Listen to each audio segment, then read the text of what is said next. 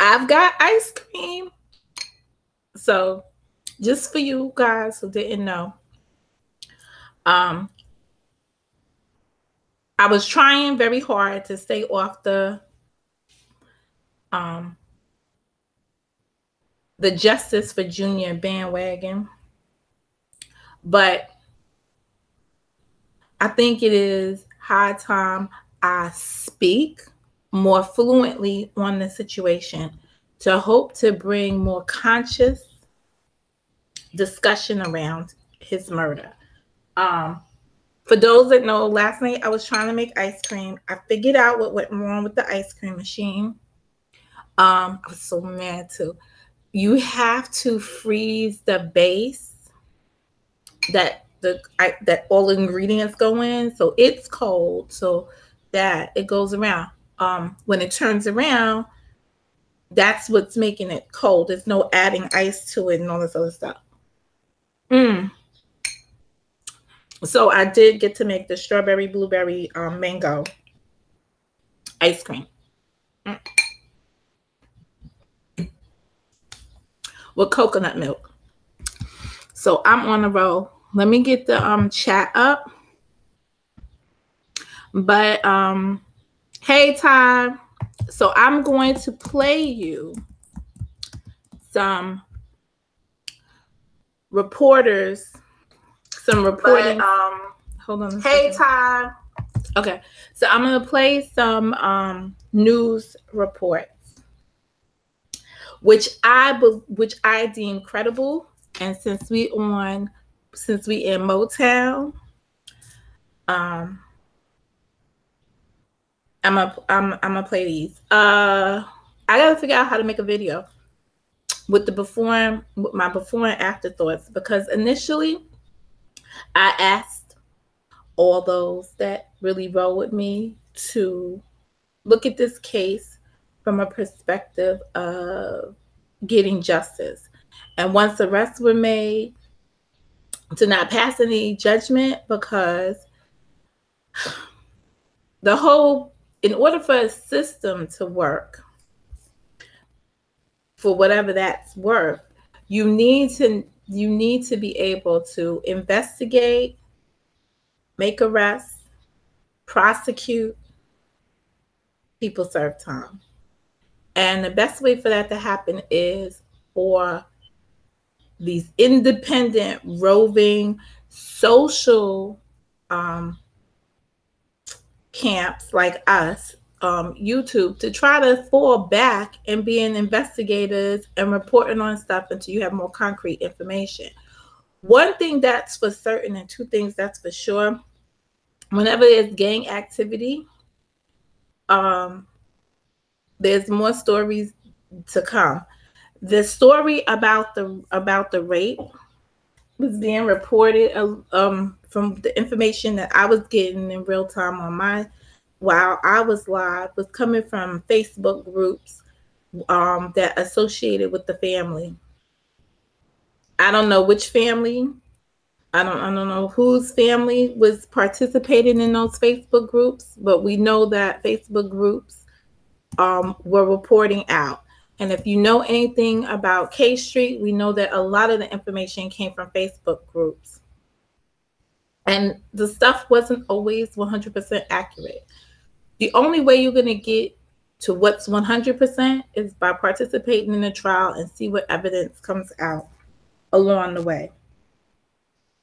I'm not going to say that I didn't believe the initial anything. I'm just going to say that what makes more sense to me, and in the abundance of caution, I'm going to follow the things that make more sense to me and share them with you. So initially, I brought you this story on Saturday from the perspective of I am not protesting a bodega for numerous reasons. Then the day of the funeral, which was Wednesday, reports were out there that no, the bodega did call, or the clerks in the store did call. So what I'm going to do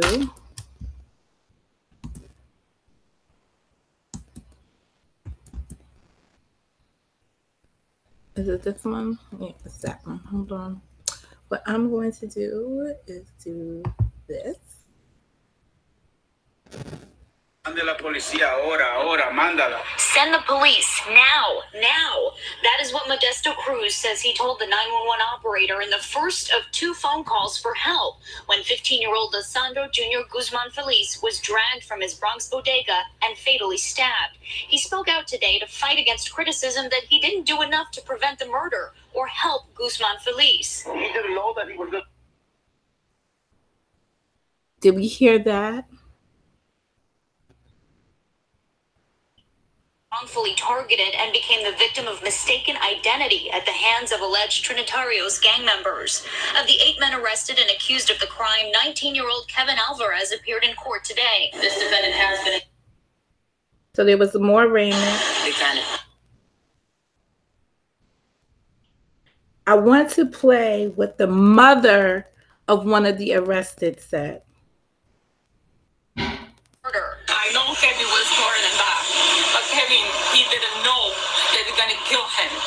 Kevin knows that they told him it's gonna be a fight, and then you can see clear. Did you hear what the mother said? She is the mother of one of the arrested. She knew her child was in a gang. She knew that her son told her he didn't know anyone was going to be murdered. He thought he was going to go to a fight. So a fight is okay. When Kevin dropped him outside, when the sky... Okay, in her opinion. This is one of the guys that dragged him out of the store. When this guy put I my charity, they Kevin jump and scream. As for what happened that night, she says her son acted out of fear. Okay, mommy, they told me to get it. Her son acted out of fear.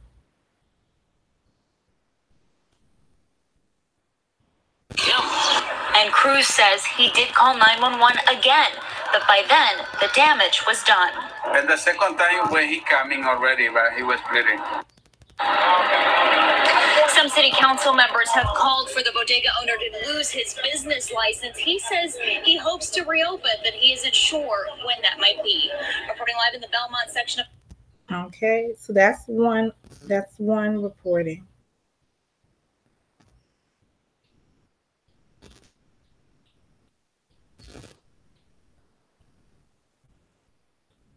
You know what? I'm not gonna run the second one. I will run the second one only for the part of it not being associated. All right, you are looking right now. Owners of the Bronx bodega where 15-year-old Junior Guzman Feliz was brutally murdered, speaking out and denying that they kicked the teenager out of their store right before he was murdered. Thanks for joining us tonight. I'm Tamsin Fidel. And I'm John Muller in for Corey. Owners of the Bronx bodega where 15-year-old Junior Guzman Feliz was brutally murdered, speaking out just moments ago, denying that they kicked the teenager out of their store right before he was murdered. All right, well, one of the teens accused of killing Junior did appear in court this afternoon. Right alongside him in the courtroom, the victim's mother and father. It comes as we're learning about a sensational turn of events in the murder of the 15-year-old. Law enforcement sources telling Pix 11 tonight the brutal killing had nothing to do with the sex tape like we initially thought. Yeah, this new information is upsetting many people in the Bronx community where the victim lived. Mary Murphy is here with the very latest. Mary. Tamsin. People connected to the gang are talking, and they're telling law enforcement investigators they were out cruising on June 20th looking for rivals. My source is claiming this was not about a sex tape. Also today, we found a video that showed some of the suspects rapping. All right, I'm not going to play the rap music here. This shit was crazy. But I'm going to tell you, and I'm going to put my face to this. As a mother of a boy, of a man child, and growing and raising a child in a neighborhood where it was some kind of gang related stuff going on. it's a hard, it's hard, it's difficult, and it's challenging being a parent. A lot of things happen and a lot of things go wrong.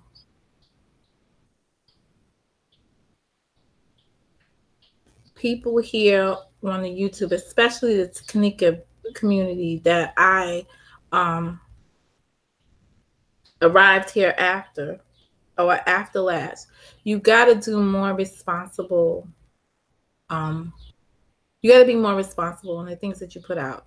If you want to take on this feat of being a YouTube, bringing the news and bringing awareness and advocating for something, you honestly need to do more due diligence. You got to check more sources, unless you just want to be messy.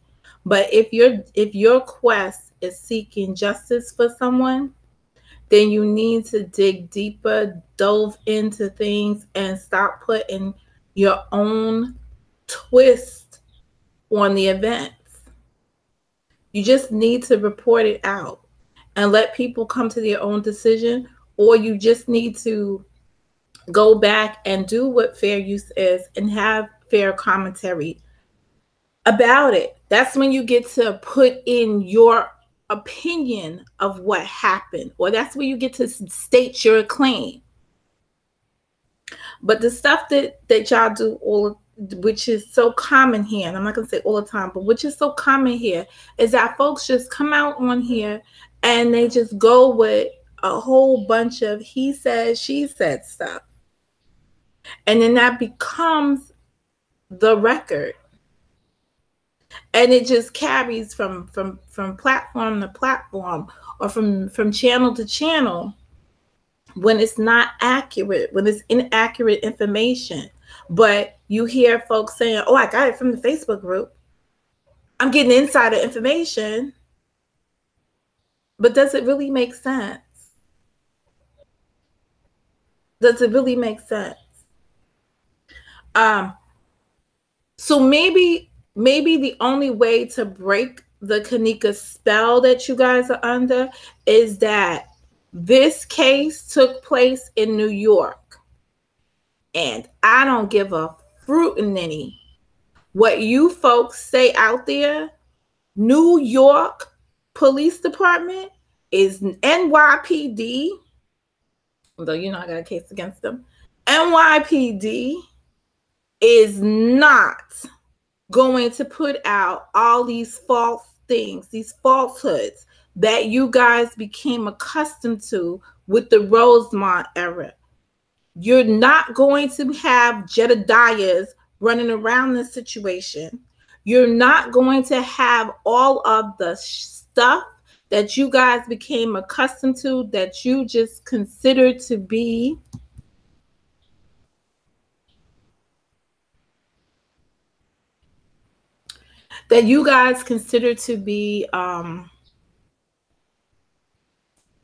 status quo.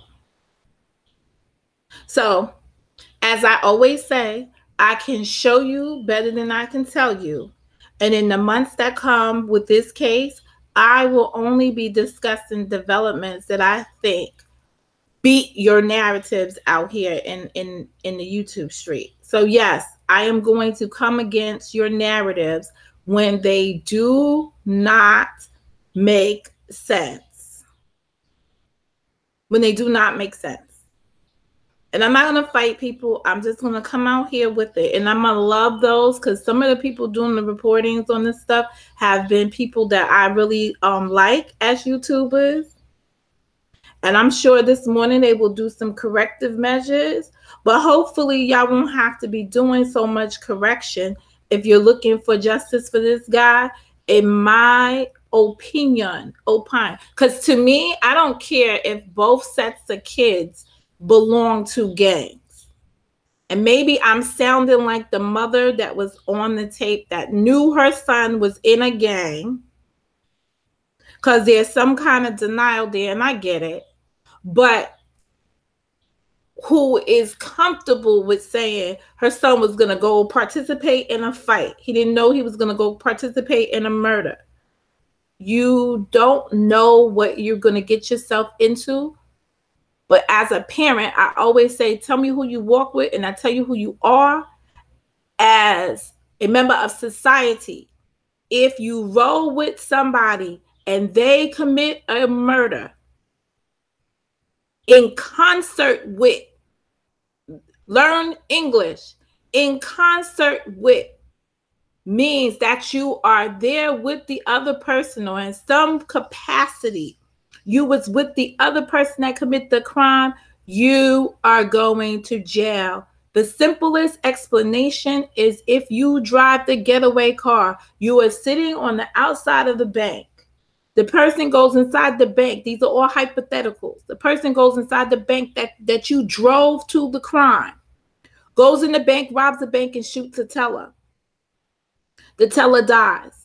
When you guys are caught, no, you did not shoot the gun, but you were part of that crime. You are going to pay the same amount of time. You will be charged with murder. That is how it goes. There's no backing out of that. Hey, Jason. Hey, Mimi. And I already said hi to Todd. That is how this goes down. That is the way things are.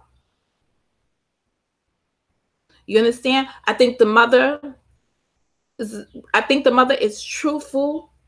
She's credible to me because this is the mother of one of the children arrested. One of the young men arrested. Why do people participate in gangs? Because there's a fear. What needs to be addressed is not, and I stand on what I came up here and said last Sunday, I think it was, or late last Saturday.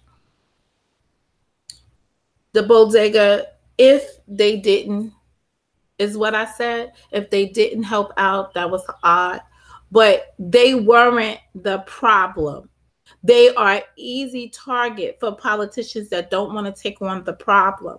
The problem is redirecting children's activity, giving our youngsters more resources in the community that are productive so they don't have to join gangs. They don't feel like this.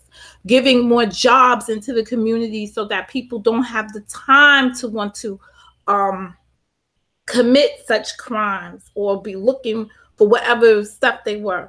The only thing you can't combat is the hate. That might take a different approach. But where it comes down to what your responsibility is as an elected official is to ensure that your constituents have what they need to be successful. And shutting down the store is not what the constituents need to be successful. And now that I see the store owner, my other questions, Sugar and Spice High, my other questions about is this, and if you want to shut down the store, is this something that the store is always involved in these activities? Doesn't he look credible to me too? Honest businessman trying to run a business. He's not the problem. The problem is where our communities are going wrong. And I'm not going to say our youth, because I hear people blaming the youth. I hear other people blaming rap music. I hear other people. No, rap has always been a vessel for people to communicate what their differences was, what their frustrations were. You know, when I first was introduced to rap, we was talking about being proud of ourselves. We had the KRS-Ones, et cetera, and Public Enemies. But if you remember, KRS-One had a guy that rapped with him that was murdered in the street. So violence has always been here. It is how we have handled it. But we continuously, and just out of thinking of KRS-One, self-destruction, we continuously are on a path of self-destruction. Even when we have vehicles like the YouTube, in order to express ourselves and to get out here and try to promote and foster. Promote and foster change. We have to do something differently than what we're doing if we want to really live a different type of lifestyle. Those are my thoughts. Those are my continuous thoughts. They don't stop because of one case.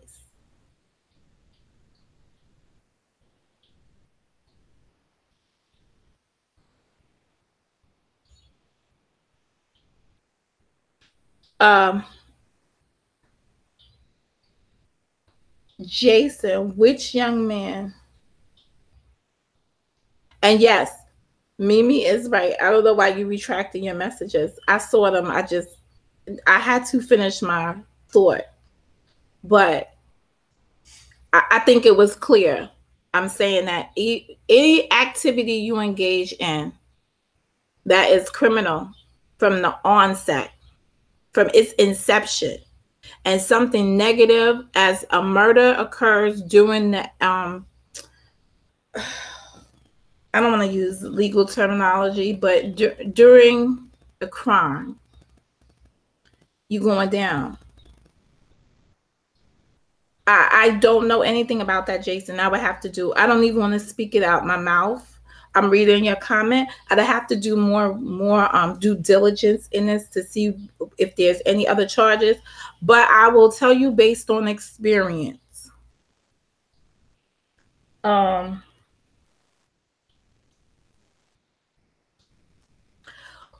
When they arrest people, New York does have a tendency to New York reporters, they have a tendency to put on and say like, oh, so-and-so had however many charges. And you have to look at the wording. And only because I lived it am I speaking this. They'll say so-and-so had this guy's arrested and he has 13 charges and prior arrests or whatever. They don't say convictions, felonies, whatever. So you have to really look at it. They'll say, oh, this person is wanted in connection. So we arrested this person for this crime, but they're also wanted in connection to a murder.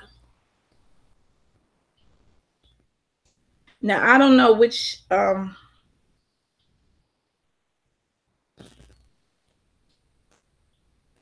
you know, I got to do some Google. Hold on. Let me just look at this.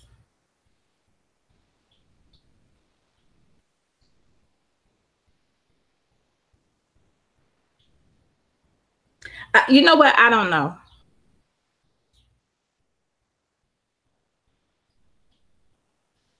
Yes, I was, because you retracted the messages and I was just telling you I didn't I wasn't ignoring what you wrote there. I just hadn't finished my complete thought and I wanted to get my complete thought out, and then I was going to address what you wrote. All I'm saying to folks here on K Street, formerly Motown, that over here in Motown, that really want to get into this. This is not the Rosemont Police. That's all I have to say. This is NYPD. And if I had to make, and don't get me wrong, I might have to stop that, Mo.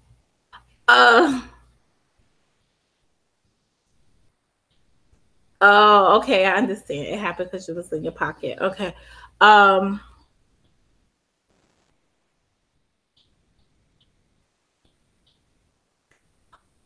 I guess what I'm saying is let the investigation take its course.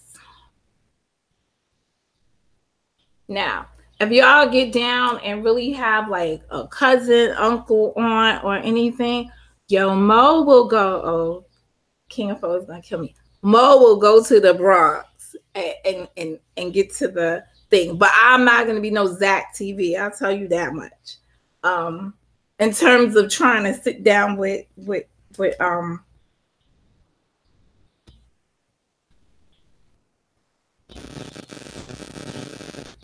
I would sit down with, I would sit down with parents. And you know what? I might just exercise my resources to see if I could sit down with parents of the arrested for several reasons. Because there's a time to be quiet, but there's also a time to put a face to your kid. Because I did see, oh, y'all gonna really kill me. Let me see if I find it. I did see an interview with Junior's mother, and I know everybody's thing on Channel 5. And what I saw Junior's mother say, her son wasn't running with he was a good kid. But she had him going, he went outside at 9 something in the nighttime to give somebody $5. And then she fell asleep and got the call. You know, she was woken up or whatever. So she wasn't, let's just say this, Rosato and them that was sitting on the couch for her, it gave me a whole different look yesterday morning. I was just like,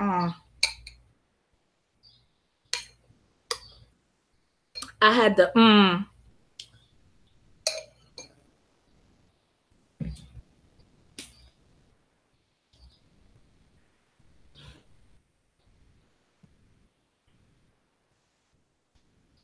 We need to find other activities for our youth. That's all I'm saying. And if anything should come out of this, it's not police scholarships in his name. It is more community centers in this boy's name. Something to better engage the children. You were on the right path. He may have been in the Explorers by day, but something else might have been going on by night. So you have to do a balance so that the good activities that you already have in place from 8 o'clock in the morning to 3 o'clock in the afternoon, now you have something in place that will preoccupy kids from 3 o'clock to like maybe 8, and then something for Saturday and Sunday. Because parents have to work, and we need more productive, positive activities for children to engage in that parents could get to. So, you know, that includes extracurricular type things that we need to invest in as well. It's not just reading, writing, and arithmetic. It's so much more to the whole child. It's soccer teams. It's basketball teams. It's chess. It's any activity to get the kids off the street. The police department, if you really want to help, y'all got your PAL program out there, the Police Athletic League. You can be doing more type of community-based operations wherein you are interfacing with the youth in a positive way and bringing them activities that they can engage in over the weekend and after school hours. You know, all those people that say it takes a village to raise a community, they are 100% correct. It does take a village to raise a community. I mean, it takes a village to raise a child, but we need to make more of our communities willing to do that. Get more people willing to do that.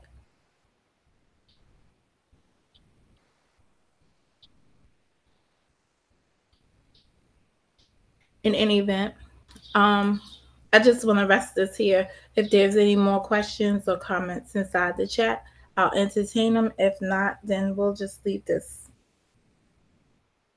where it is.